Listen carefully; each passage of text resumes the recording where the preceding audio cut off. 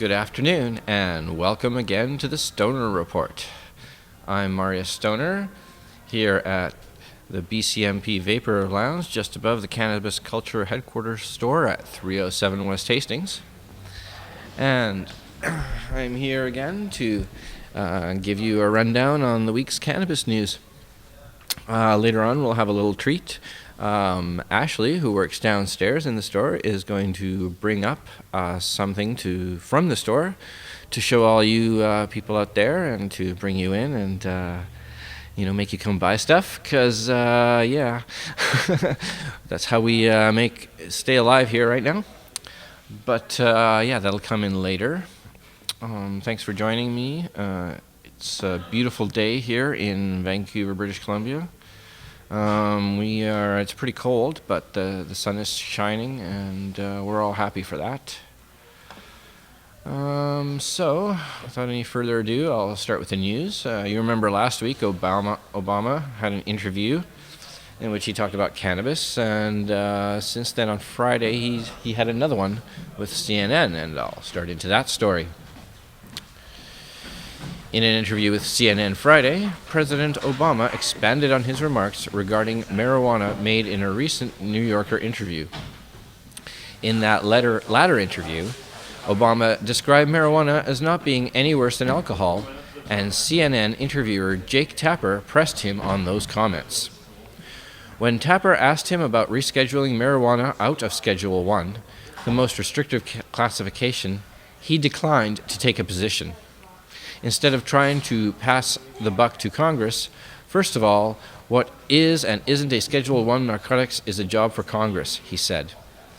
That comment was misleading. While Congress created the drug schedule and placed drugs in different schedules when it passed the Controlled Substances Act in 1970, the Act gives the executive branch the power to reschedule drugs. In fact, the DEA has denied 3 separate petitions seeking to reschedule marijuana. I stand by my belief, based on the scientific evidence, that marijuana for casual users, individual users, is subject to abuse, just like alcohol is, and should be treated as a public health problem and challenge, he said. The president added that his main concern was criminalization of marijuana use. My concern is when you end up having a very heavy criminal penalties for individual users that have been applied unevenly and in some cases with racial disparity, he said. I think that is a problem. We are going to see what happens in experiments in Colorado and Washington. The Department of Justice under Eric Holder has said that we are going to continue to enforce federal laws. So, later on, the media and politicians call out Obama over his comments on rescheduling. In his now famous interview with Jake Tapper last week, President Obama, while expressing sympathy for some marijuana reforms, told Tapper that the White House can't move marijuana to Schedule 1 of the Controlled Substances Act to allow medical use. Only Congress could.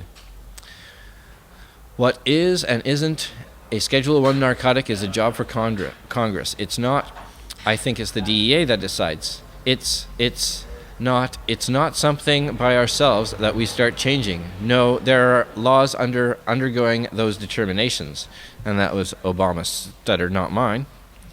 As Tapper remarked, the president in fact can reschedule marijuana administratively without an action of Congress. The DEA chief administrators for decades have declined to do so. After DEA's own administrative law judge ruled that they should, the first one back in the 80s, but Attorney General Holder could overrule them. So could President Obama. On the State of Union with Candy Crowley last Sunday, CNN pushed back on the claim again, with Crowley pointing out the president's error after playing a clip from the interview. Now members of Congress have joined in.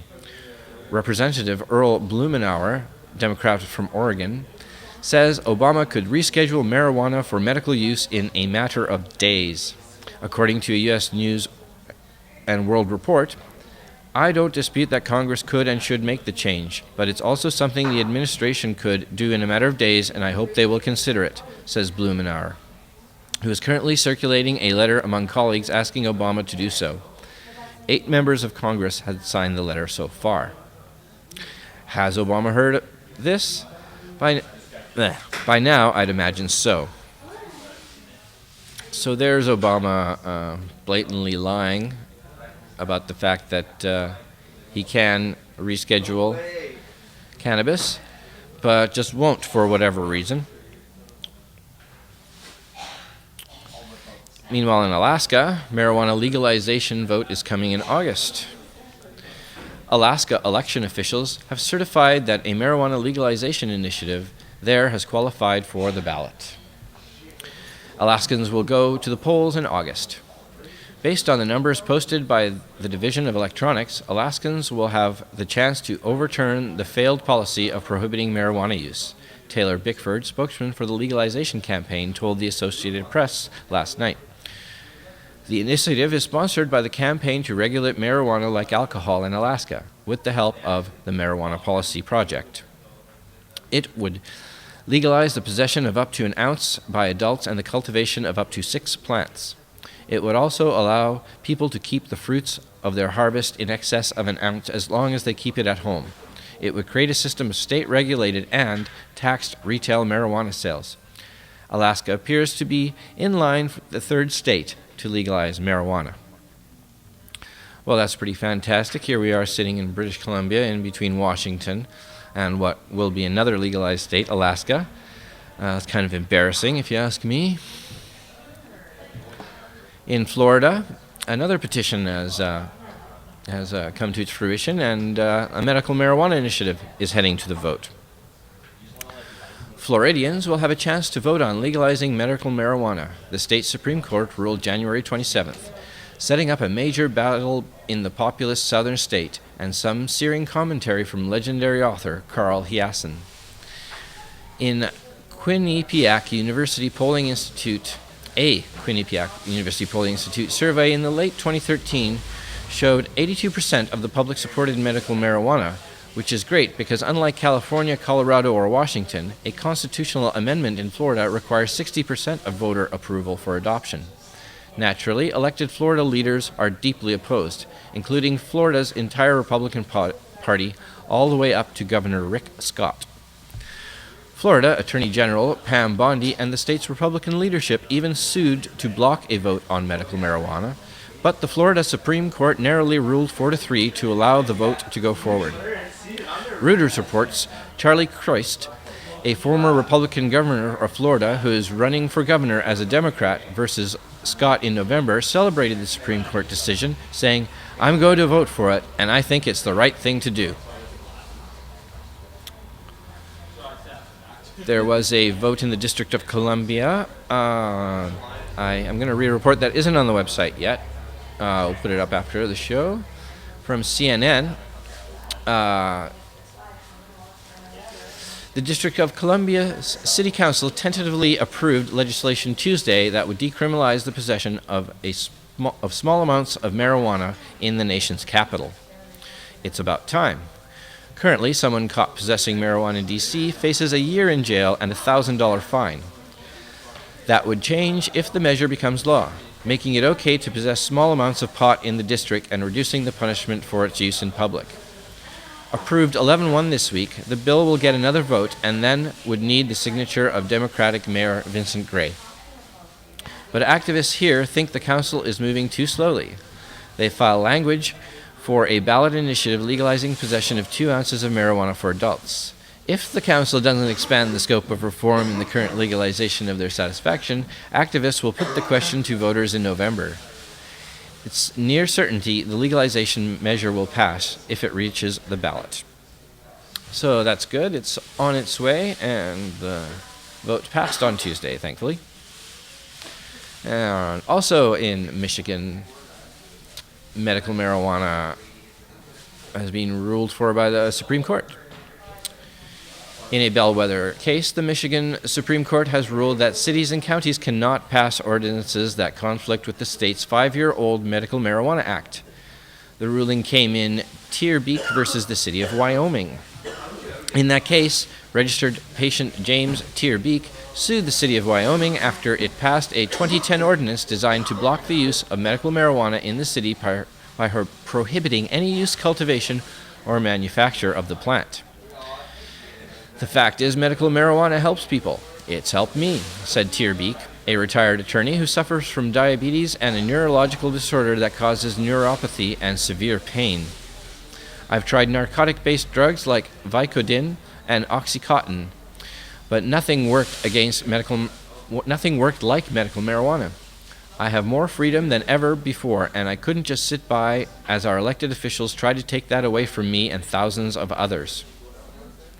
Tierbeek, represented by the ACLU of Michigan, argued that the ordinance made him fear arrest and the prosecution for activities explicitly protected by the medical marijuana law, and that the state law should preempt the local ordinance.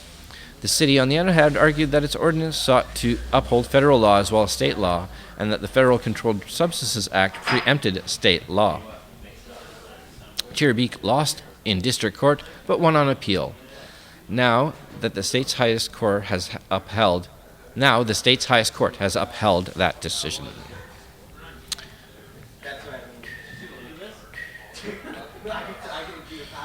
So, as a result of all these states legalizing medical marijuana, states with legal medical marijuana see reduced suicide rates among young men.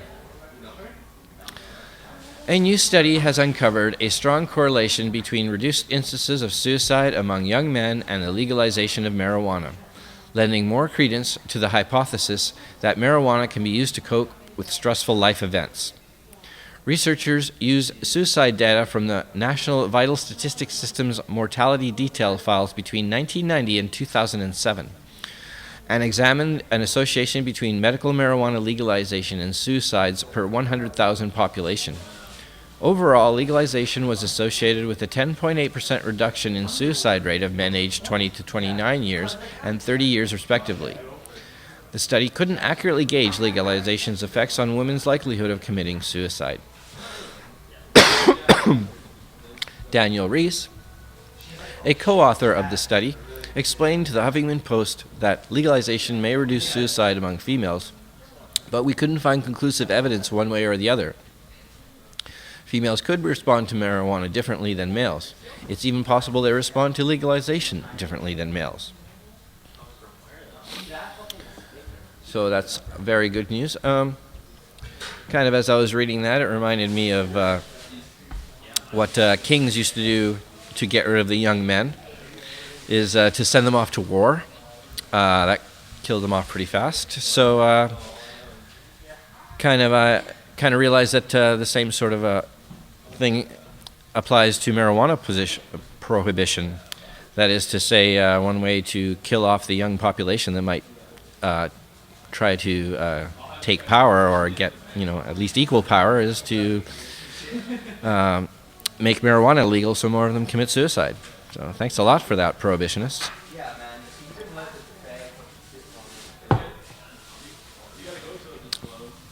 You remember at the Super Bowl, the Smart Approaches to Marijuana, or SAM, put up a billboard trying to say how marijuana robs you of your ambition. Project CBD responds to SAM's CBD disinformation. The misnamed Smart Approaches to Marijuana recently produced a fact sheet entitled Everything You Need to Know About CBD that seeks to justify the continued prohibition of cannabis by misinforming the public about cannabidiol and THC. Cannabidiol, a non-psychoactive component of marijuana, is a hot ticket right now among medical scientists and health professionals. A growing number of physicians are recommending CBD-rich cannabis oil extracts for patients in states where medical marijuana is legal. CBD has been shown to shrink malignant tumors, improve insulin sensitivity, quell anxiety, and ease chronic pain, without making people feel high.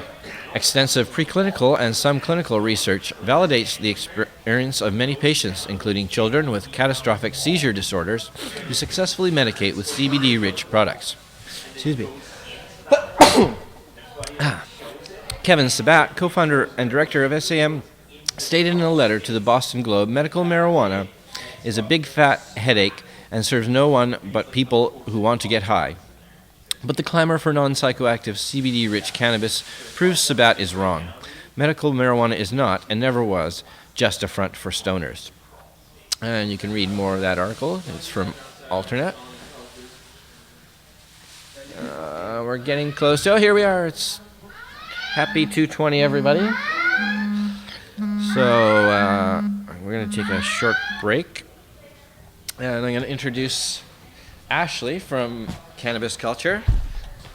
So let's have a look at our picture here. So I don't actually have the soul. I've got a few new G pens, so. Okay. Nice. Yeah. So Ashley works down at our store at 307 West Hastings, and the store is kind of our sponsor. So here's a word from our sponsor, Ashley. And she's got a few things you can come and check out. So what have you got today? Okay, so we just actually got in 3 brand new G pens, and they're all collab. They're all collaborated. Collabs? Collabs? Yeah. What does that mean? So it just means G Pen has partnered up with a name like Snoop Dogg for one, or there's okay. Oh, I see. So like Snoop Dogg, or we have one by Claw and then one by Jag. Nice. So I guess we'll get to the Snoop Dogg first. Now, this G Pen, a lot of the pens that we carry usually are compatible with oils and extracts only. Mm-hmm. But this one, a lot of people have been asking for it. This one you can actually use with marijuana. Oh, nice. And it's the name Snoop Dogg. So of course, yeah. He likes the leaf. He sure does. So these ones, they're a little bit more dressed up, I guess, than your average. Oh, yeah, that's very stylish. Yeah, it looks good. And these ones actually come with, three canisters, sorry. Okay. Yeah, 3 of them, and then your poker as well, just to clean it out. Oh, cool. So are the canisters different types, or they're just the same? No, so usually that they just come with one, but for this one, it's come with 3, so in case one does break, nice. Excellent. Yeah. Oh, so really for this one, So for these ones, you don't want to fill them up. You'll probably want to fill them up a third of the way, or maybe a little bit more, just to your liking. Whoa. Right. So yeah, this one comes with the screen, and then there. And then they also work just like regular G pens. Yeah, just click the button 5 times, it turns on. Yeah. Okay, and how much does a unit like that go for? This one goes for $150 plus tax. $150. Okay, cool. Yeah. You also want to make sure your weed is finely ground. I didn't mention that. Pretty finely ground. Right. Yeah, it's a pretty small chamber. Yeah. Yeah. Nice. So there's that one. So that's. And they also come. This one comes with your wallet grinder. Oh yeah. Yeah. You can see the thin sheet of metal. Yeah. Very convenient. Yeah, it comes with your wall charger. Oh wow. Yeah, it comes with the stuff Here, that let's you have a look in that. Yeah. Have a look in that box there. Oh god. Here, hold this. Yeah. There you go. There you go. There you got all sorts of stuff. Looks like a couple of containers there too. Is that your what those brush, are? Yeah, your brush, your charger, and then you got a couple tips in here if you do want to put them over the mouthpieces of your G Pen. That's that's that. So that's one new one. And a nice little box too. It is a nice fancy little box.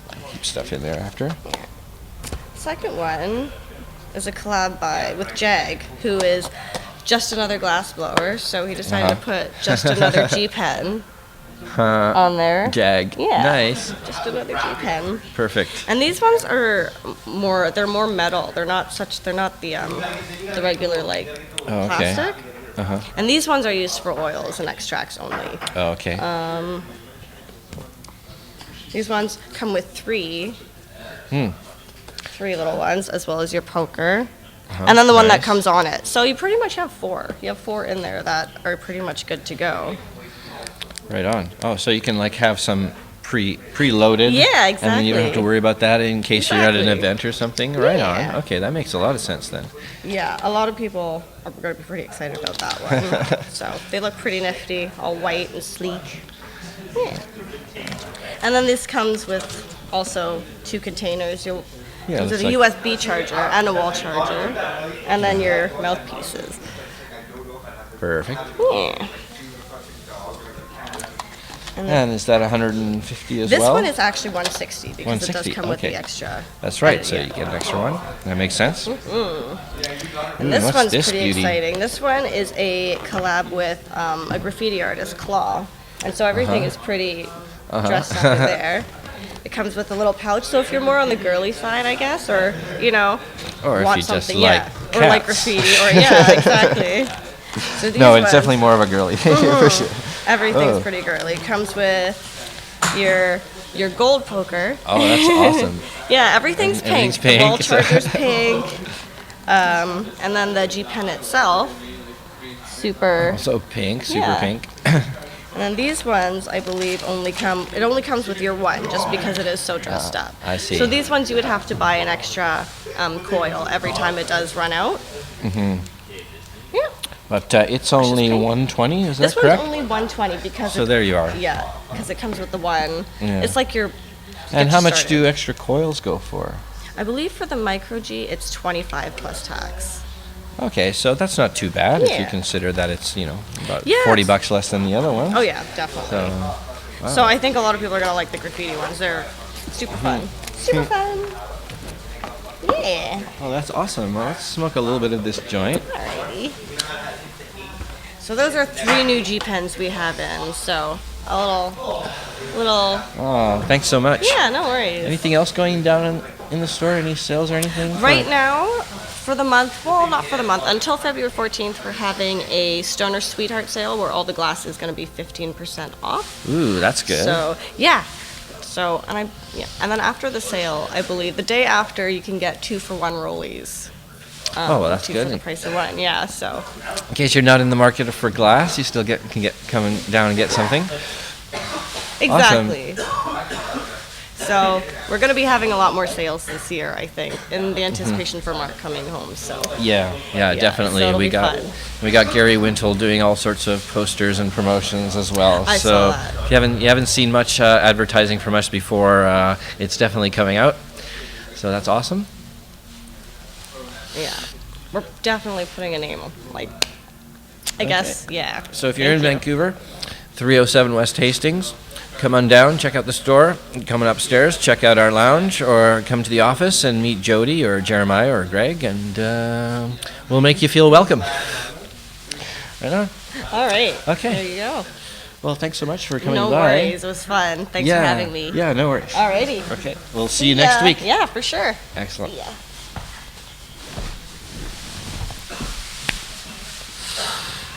So that was lovely Ashley from the store. A nice break from the routine, so we'll be having her on every week from now on, showing some new things that are happening down there. That'll be a lot of fun. So back to the news. How the international drug war is helping warm the planet. The prohibition and attempted eradication of drugs can be a nightmare for the climate and environment, particularly in Latin America. The fight against drug production has led to deforestation, widespread contamination with toxic chemicals, and contributed to a warming climate. Part of the problem is when drug war policies unintentionally destroy non-drug plants that should be converting CO2 to oxygen and slowing warming. Colombia uses aerial fumigation with glyphosate herbicides, popularly known by the trademark Roundup, to kill cocoa crops that are used to make cocaine. But glyphosate doesn't just kill coca. It's designed to kill any plants it comes into contact with. And since the plains have spread 1.6 million hectares with clouds of the herbicides between 1996 and 2012 in the world's second most biodiverse country, the amount of unintended plant destruction is huge due to imprecision and human error. The Colombian government received 6,500 public complaints in 2002 alone for destroyed food crops, environmental damage, and harm to human health. Fumigation is only the beginning of the deforestation. As drug producers are driven from their growing sites by eradication efforts, they go deeper into remote forests and national parks. Drug cultivators cultivators abandon land that's being clear-cut and often poisoned by herbicides to cut down new forests. And they just don't clear the land for coca. The cultivators also need to clear the land to grow food and to build roads, houses, and even airstrips. Without access to safe disposal or any regulation to require it, drug manufacturers dump toxic chemical byproducts wherever they can, polluting the land and water. So that's an alarming report from Think Progress, and the drug war is just a clusterfuck, and it's just doing everybody harm. Meanwhile, in the Philippines, the minority bloc lawmakers are endorsing medical marijuana. The House Minority Bloc is pushing for the use of marijuana for medicinal purposes. Minority Leader Ronaldo Zamora said they would join minority colleague Representative Rodolfo Albano III of Isabela in advocating and promoting medical marijuana. We are in agreement that marijuana for strictly medicinal purposes should be examined and legitimized. For recreational purposes, that's an entirely different issue, he said. Albano is drafting a bill that would allow the use of marijuana by patients suffering from epilepsy and similar conditions. He said, members of the Philippine Moms for Medical Marijuana have asked him to champion their cause in Congress. I am seeking medical marijuana for certain patients only. If all else failed, why don't we allow them to try it, he said. He said many states in America are now allowing medical marijuana. Well, obviously, his opinion is only slightly in the right direction, but it's a good step there. Perhaps he's just afraid to politically say that he's for therefore medical marijuana or for recreational marijuana, but who knows? Politics. Uruguay's president was nominated for Nobel Peace Prize for legalizing marijuana. The president of Uruguay has been nominated for this year's Nobel Peace Prize. According to his advocates, José Pepe Mujicas has much talked about marijuana legalization, is in fact a tool for peace and understanding. For the second year in a row, the Drug Peace Institute, which has supported Mujicas' marijuana legalization drive since 2012, insisting that the consumption of marijuana should be protected as a human right, has endorsed his candidacy, along with members of Mujicas' left-wing political party, the Frente Amplio, the Planta to Planta collective of Uruguayan growers, and the Latin American Coalition of Cannabis Activists, CLAC. Despite an avalanche of global criticism, in late December, Uruguay became the first country in the world to legalize the production and sale of the popular herbal drug. Under the new law, which comes into effect in early April, Uruguayans will have several options to gain access to it. The Drugs Peace Institute said that Mujica's stand against the UN-led prohibition of mind-altering substances is a symbol of a hand outstretched of a new era in a divided world. Well, that's fantastic. I certainly hope that he gets the Peace Prize. Certainly earned it. An amazing figure. Gives 90% of his income to charity. Something that we should all aspire to. We really should only, take as much as we need in this world, and any more is hubris, I believe. But that's just me. And Jesus, I guess. As states weigh legalizing marijuana, the feds legalize hemp. It might be a long time before the federal government legalizes recreational marijuana, but once President Obama signs the new 5-year farm bill that won passage in the Senate on Tuesday, its less controversial cousin, hemp, will have the all clear. A short clause buried deep in the 959-page bill authorizes colleges and universities to grow industrial hemp for research purposes, so long as their state permits the growth and cultivation of the plant. Right now, that's 9 states. California, Oregon, Montana, Colorado, North Dakota, Kentucky, West Virginia, Vermont, and Maine. Another 11 states have bills pending before their legislatures this year. So yeah, and that is basically the news for this week. There is one story that I haven't touched upon yet. In Manitoba, a bong shop was raided due to a law that has not been enforced since the 90s. that all illegal drug paraphernalia is illegal as well. They've opened today. Jeremiah will be interviewing them, the owner today, as well as Kirk Tusaw, our lawyer. And we're going to discuss that issue. And we ourselves have a bong shop downstairs, so we're going to get ourselves into this mess. And Jeremiah will tell you all about it later. So, thanks again for joining me for the Stoner Report. Remember, cannabis is the most advanced plant on the planet. It's going to help save us and help save our world. So until next week, take care of yourselves, and I'll see you then.